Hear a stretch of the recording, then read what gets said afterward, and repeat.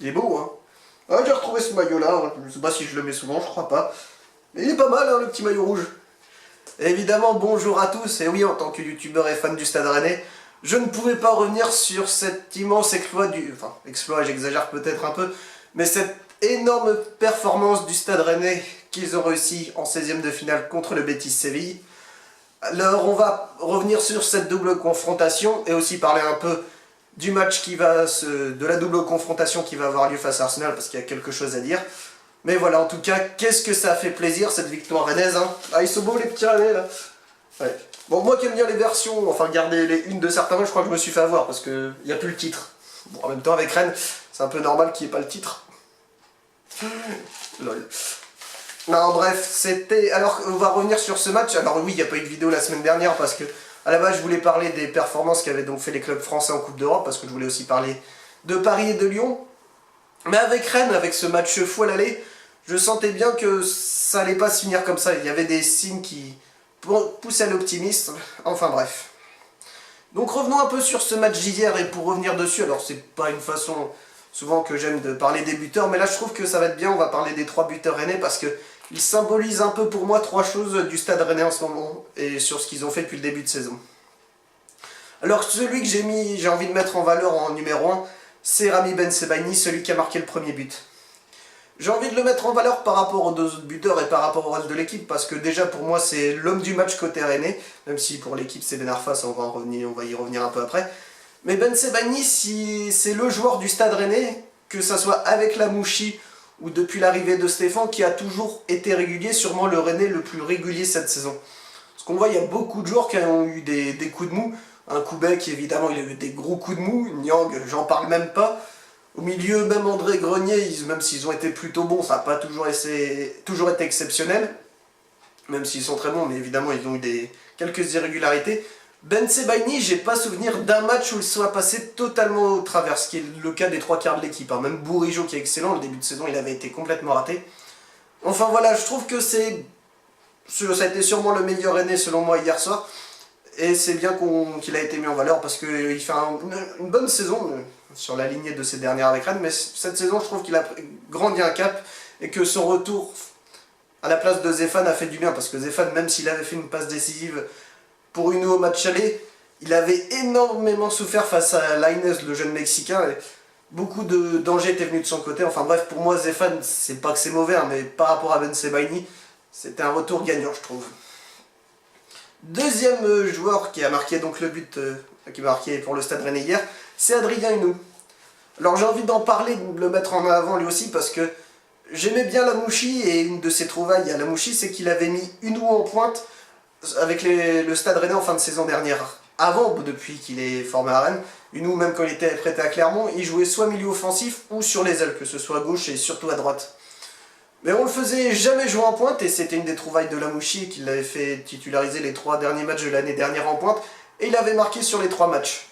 Là on n'avait pas eu l'occasion de le faire puisqu'il a été blessé en début de saison et ça s'est vu d'ailleurs parce que on a beaucoup souffert en début de saison et il nous faisait partie des joueurs qui étaient importants dans la rotation.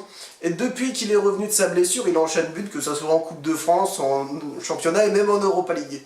Donc c'est bien, c'est un joueur qui est en plus assez intelligent, on voit que les 2 buts qu'il marque, à chaque fois il est extrêmement bien placé, donc on espère que ça va continuer comme ça. Mais voilà, c'est bien aussi de remettre aussi en valeur ce qu'avait fait Lamouchi, hein, parce que même si Stéphane est exceptionnel depuis son arrivée, c'est quand même évidemment excellent ce qu'il fait. Il y a Lamouchi qui avait trouvé des idées, celle de mettre Hunou en pointe c'était une des siennes, donc c'est bien aussi d'y repenser. Et le 3e joueur donc qui a marqué M'Diaye Niang.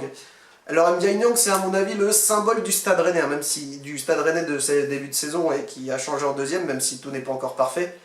En première partie de saison, pour moi, M'Diaye Niang, c'était le plus mauvais joueur du Stade Rennais sur la pelouse. Alors déjà, il faisait pas les efforts, bon, à la rigueur, c'est un milieu offensif, il joue à l'attaque. À la rigueur, je pourrais comprendre qu'il fasse pas, mais même devant, c'était catastrophique, il faisait quasiment rien, c'était compliqué à se bouger, on va dire, pour lui.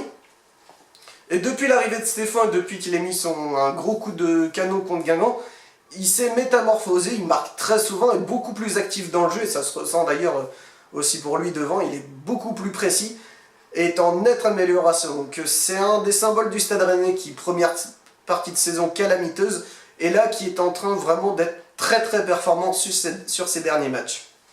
Alors je ne vais pas parler de tous les joueurs du Stade Rennais évidemment, hein, je pourrais, mais évidemment aussi remettre un peu en lumière Koubek aussi, qui lui aussi passait complètement à côté de sa première partie de saison et qui sur les deux doubles confrontations, notamment le match aller, il nous en a sauvé je sais pas combien.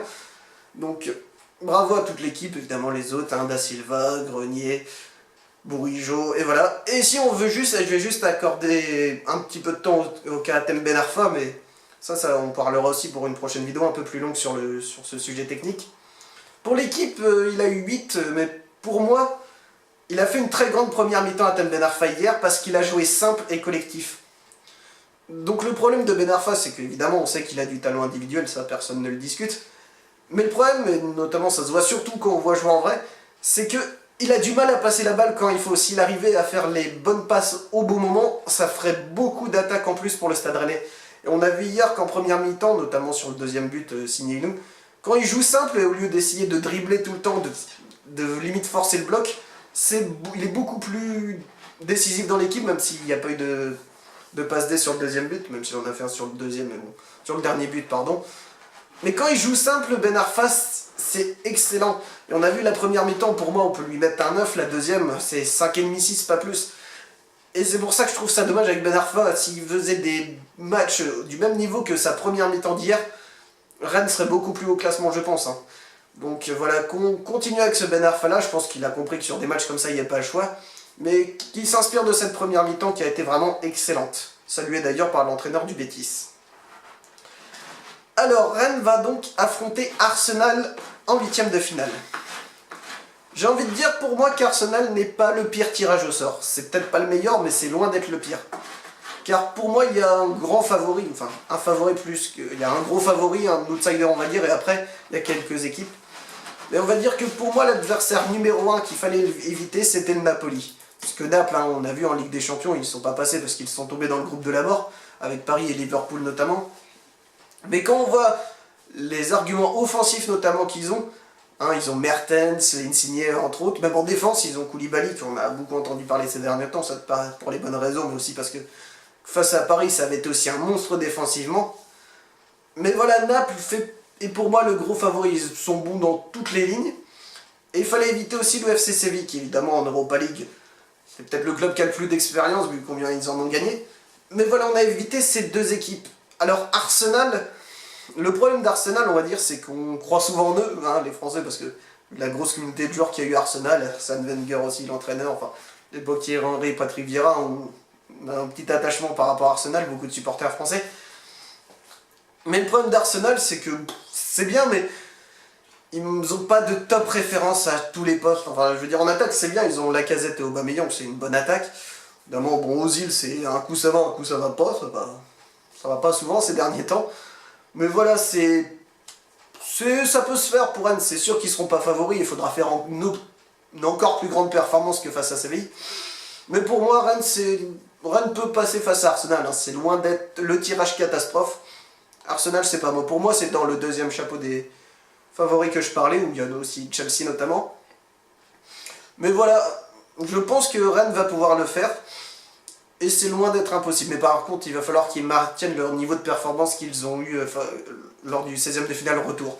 Pas que le 16e de finale aller avait été mauvais, mais le problème c'est qu'il y a une différence tactique aussi qu'il y a eu entre le match aller et le match retour de Rennes. Je reviens vite fait dessus. C'est qu'au match aller, ils ont subi et au match retour, ils ont été dominés. Alors, c'est une petite nuance, certes, il y en a qui vont dire que c'est pas grand chose. Mais en fait, quand au match aller, ils ont subi le match, ils n'ont pas donné l'impression de pouvoir réagir à ce que leur proposait le Betis en les faisant courir partout et sur les coups de pied arrêtés, ils ont perdu la lucidité nécessaire. Tandis qu'au match retour, ils ont été dominés certes, mais ils n'étaient pas non plus asphyxiés par le Betis. Ils ont eu pas mal d'occasions et finalement le score n'est pas immérité pour Rennes non plus. Certes, ils n'avaient pas la possession, mais on était loin de ce qu'avait proposé le Betis au match aller. Donc, il faut que Rennes continue comme ça, il ne faut pas qu'ils aient peur d'affronter Arsenal. Il y aura peut-être une petite pression évidemment, mais ce qui est bien avec Rennes, je trouve, c'est qu'ils ont emmagasiné de l'expérience. Pour avoir été au match face à Kiev en phase de poule, c'est un match que Rennes ne doit jamais perdre et finalement ils le perdent 2-1. Les grandes équipes, quand elles ne peuvent pas gagner un match, il faut au moins pas le perdre. Ce que Rennes n'a pas su faire et il s'est incliné donc 2-1 face à Kiev. Là, le match aller au Betis a aussi servi d'expérience. Quand tu te prends un 3-3 alors que tu menais quand même un moment 3-1, ça forge le mental et je pense que ça leur a servi pour le match retour. Ils sont pas retombés dans ce même travers. Donc évidemment, c'est rien à côté des années d'expérience qu'a Arsenal. Mais pour le Stade Rennais, c'est quand même plutôt encourageant ces matchs qu'ils ont fait. La double confrontation face au Betis a été décisif. Mais le problème pour Rennes, s'il y a un handicap que je vais mettre, c'est la rotation d'effectifs et les blessés qu'il y a. Un Rennes est encore engagé en Coupe de France, championnat et Europa League évidemment. Et le problème c'est qu'on fait pas beaucoup tourner parce qu'on a plein de blessés, c'est Batcheux, Danzé ou Guitane qui sont absents de longue date aussi. Donc va falloir faire tourner un moment qui t'a peut-être sacrifié ou je sais pas, mais certains matchs va falloir mettre l'équipe B voire l'équipe C parce qu'on va jamais pouvoir affronter Arsenal avec une équipe qui va être aussi cramée physiquement. Donc va falloir faire souffrir un moment ou un autre. Mais si ils sont tous à 100% de chaque côté, je pense que ce sera équilibré. Je vois mal Arsenal mettre une volée à Rennes. Après on n'est jamais à l'abri de rien, mais j'y crois en tout cas. Donc voilà, hein. Les supporters rennais, ne cachez plus votre maillot du Stade Rennais, sortez-le. On va peut-être enfin se détacher de cette étiquette de club qui perd toujours dans les moments importants. Évidemment, c'est loin d'être fini cette Europa League, mais on est supporters rennais, donc on peut déjà être fier de ce qu'on a fait. Mais c'est peut-être que le début, hein, on sait jamais. On a bien pas grand monde qui voyait la France championne du monde, alors jusqu'où Rennes peut aller en Europa League. On sait pas, on va voir ce que ça va donner. Voilà, j'espère que ce petit débrief facho vous aura plu. Enfin, si ça se sort, je suis malade, donc si la voix était un peu bizarre, c'était normal. En tout cas, on va profiter à fond des doubles confrontations face à Arsenal. Hein. Maintenant, supporters des clubs français, il faut qu'on soit tous derrière Rennes en Europa League et on espère que Lyon et Paris vont confirmer ce qu'ils ont fait lors de leur match aller. Je vais pas faire de débrief de Paris et de Lyon. Je vais dire quelque chose, 2 phrases pour chacun. Lyon, ils ont fait match nul, c'est pas mal. Après, il faudra réussir l'exploit au Camp Nou, c'est sûr. Et pour Paris, je trouve qu'on s'enflamme pas mal avec... Enfin, ils ont gagné 2-0, hein, ce qui est une belle performance à Manchester. Mais après, même s'ils passent face à Manchester, faut pas oublier que c'est que Manchester. Je pense que Toral aussi le sait. C'est que c'est pas une grosse équipe. Beaucoup de parler qu'ils avaient fait un grand match et que certains... Marquinhos, c'était le nouveau grand milieu de terrain. Alors certes, c'est sûr, il a fait un très bon match et tout, il n'y a pas à discuter là-dessus. Mais il faut pas s'enflammer, c'est que Manchester. Je pense que, comme je l'avais dit, c'est 2 équipes qui forcément ne seront pas favoris qui sont pas pour moi en tout cas favoris à la victoire finale. Mais c'était que Manchester United en face, je pense qu'il faut pas s'enflammer. Quand Paris refera le même niveau de performance, et ils en sont capables, il n'y a pas de souci là-dessus, face au Real, face à l'Atlético ou la Juve, on ne sait pas qui va passer, face à des équipes comme ça, ils pourront dire que là ils ont fait un gros match. Là ce n'était que Manchester, donc attention à Paris, il faut qu'ils restent prudents.